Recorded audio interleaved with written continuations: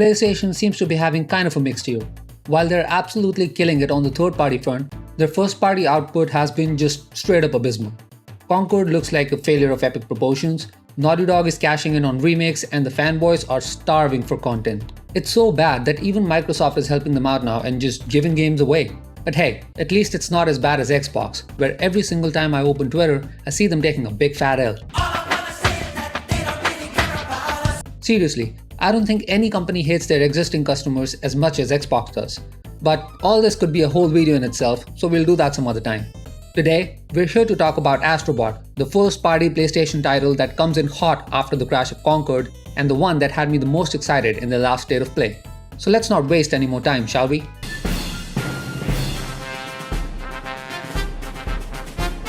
Astro Bot is brimming with so much charm and personality that I don't even know where to begin. Little details like the raindrops creating ripples shaped like the PlayStation icons, the detailed animations, the exuberant look and feel of the whole game. If you played Astro's Playroom, I'm sure you know exactly what I'm talking about. But Astro Bot takes everything from the first game and dials it up to a friggin' 11. For instance, Astro Bot has a gacha store where you can spend the coins to unlock items for the special bots that you rescue. These items grant them small, unique animations that not only make you nostalgic about those games, but also show you how much heart and soul Team Asobi has put into this game. Like Psycho Mantis messing with you, or Nathan Drake playing on his PlayStation, or you getting stuck in the Katamari ball. Now imagine like 100 of these. You starting to see my point? And this care and attention to detail is visible everywhere in Astro Bot.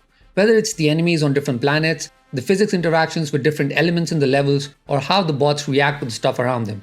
I mean, who doesn't want to rescue someone by kicking them in the ass? Oh my god, stop bro, I'm stuck. Can you help me? May I suggest the footing of your ass?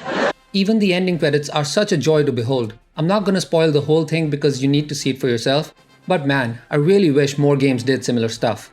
When it comes to the bigger cameos, Astro Bot goes above and beyond in making the experience as authentic and as close to the original game as possible. So when you turn into Kratos, you can throw the Leviathan axe around to freeze enemies, and when you play as Nathan Drake, you're running and gunning while Uncharted-inspired music plays in the background.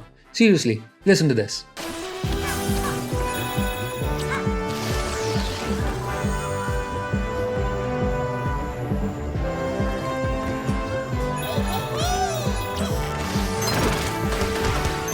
Every second of this game was a joy to play, and a lot of it was also thanks to the DualSense controller.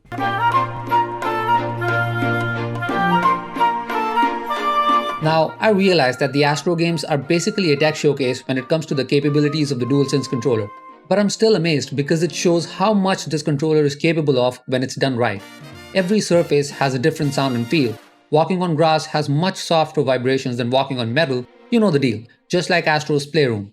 Every action you take on screen also emits a sound from the controller, and it's so cool actually feeling the pitter-patter of rain through the controller. These games make the DualSense look streets ahead compared to any other controller in the market. Is it supposed to be like miles ahead? You have to ask, your street's behind. Usually, I prefer the Xbox controller because I find the layout and the design much more comfortable.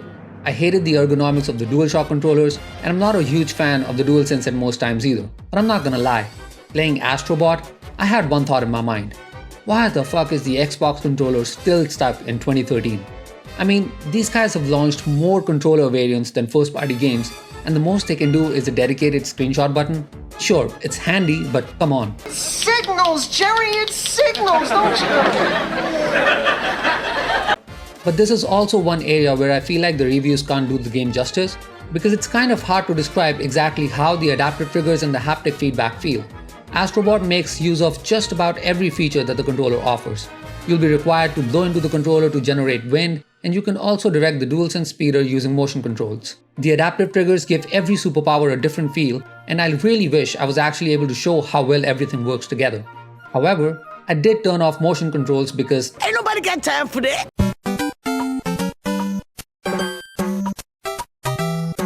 Remember the good old days when politics hadn't destroyed gaming? Where games only had imaginary politics and weren't influenced by real-world politics at all? Yeah, me too. That's what makes Astro Bot so special. No worries about someone trying to push some pesky political agenda in your face. Just sit there and play the game. On a more serious note, there is something extremely satisfying about playing something without thinking about the story. Like, you know, you're having a good time in a game and then something happens in the story and it kind of ruins the experience. or at the very least makes it less fun. Astro Bot doesn't suffer from that problem. That doesn't mean it doesn't have a story. It's pretty simple and straightforward. Your PS5-shaped mothership has crashed, the aliens have stolen the parts, your companion bots are trapped all over the universe and it's your job to rescue them. And there is a point where it gets a little emotional, but that's only because you're not expecting it at all. You're spending all this time looking at all the cutesy, vibrant stuff and then boom, right in the fields. That's what I mean about it being a Nintendo game. Don't worry, I know Nintendo also makes heavy games like Xenoblade and Fire Emblem. The point is, Breath of the Wild has a story. Super Mario Wonder has a story. Luigi's Mansion 3 has a story too, and so does Astro Bot. But that's all details because 90% of the time, the story doesn't matter. It's all about the gameplay. And the gameplay in Astro Bot is just pure, unadulterated fun. 3D platformers can often run into issues where the movement doesn't feel good or the camera is wonky, but Astro Bot is spectacular in every way. Player movement feels great and I didn't face any issues with the camera either. And the haptic feedback makes it incredibly fun to just run around and climb on every surface. Beating the crap out of monsters feels just as good, but where it really gets going is the special abilities. Most worlds will grant you a specific ability for that level. You have the frog punch that lets you Rocky Balboa your way through. You can even slingshot your way across like Spider-Man. Then there's the monkey's paw, which can grab onto things to help you climb or fling back objects at your enemies' stupid faces. The hound rocket allows you to dash through enemies and obstacles alike, while the chicken booster takes you to brand new heights. There's also a slow-mo superpower that slows down everything around you or turns you into Quicksilver, whichever way you want to look at it.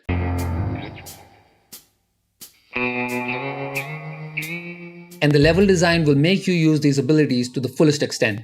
Not only that, but it also incorporates music into some of these. For instance, one level has you turning into an itty-bitty mouse. This allows you to get into tiny spaces and the music becomes a lot more appropriate. Same goes in this level with the day and night toggle. Changing from day to night will completely change the orientation of the whole level and it will also make the music a little calmer. The levels themselves have all kinds of seasons and locations for you to enjoy. Sometimes you'll be strolling through a park, other times you'll be bouncing across debris in space. You'll go swimming underwater, zip across the sky through the clouds, sweat your way through rocks surrounded by lava, wade through the snow and so much more. And all of this will feel amazing with the haptic feedback. Most of the levels, especially the ones related to the story, are simple, and the bots and the puzzle pieces can be found easily. There are plenty of checkpoints to make it even easier.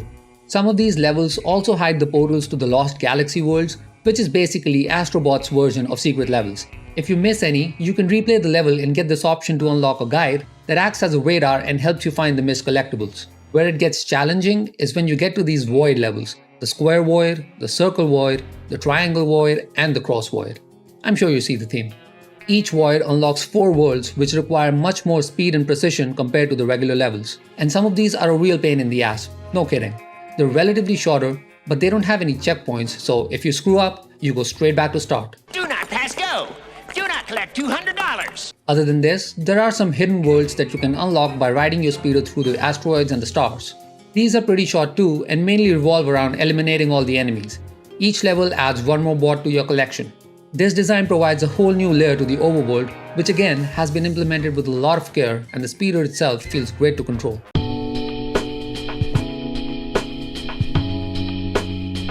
At the risk of sounding biased, I will admit, platforming games have always been a little special to me. Growing up, my dad would let me play games on his PC, so my parents never really saw the value in buying a PlayStation or an Xbox. But they did get me a bootleg NES because it used to be cheap and readily available. So while you cool kids were playing Metal Gear Solid and Silent Hill, I was playing stuff like Super Mario 3, Chip and Dale Rescue Rangers 2, Contra Force, Adventure Island 3, The Goonies, Batman, Spider-Man Return of the Sinister Six. I could go on and on. So when I say good stuff about Astro Bot, you may think I'm looking at it with nostalgia-tinted glasses or that I'm shilling for Sony, but I would disagree. At the end of the day, Sony doesn't care about you any more than Microsoft, or Nintendo for that matter. These are multi-billion-dollar corporations that will always put their bottom line first. You getting a good product out of that is just a side effect. What I do care about is how good a game is. Who published it or whether it's exclusive to a single platform is secondary. And Astro Bot is one good game. I have some qualms about the music being a little too repetitive in certain levels. I also wish that the game had a separate co-op mode or some co-op levels so I could play with my wife. Because Astro Bot has the foundation to make a solid couch co-op title to play with your friends, partners, kids, really anyone. So, while Psychonauts 2 and Super Mario Wonder still remain my top picks for recent modern platformers, Astro Bot is something I can easily recommend to anyone who enjoys platforming games or is looking to get into the genre. Along with Astro's Playroom, it's an ideal entry point. The only situation where I would suggest anybody to skip this title is if they really dislike 3D platformers. And even then, I'd say it's their loss.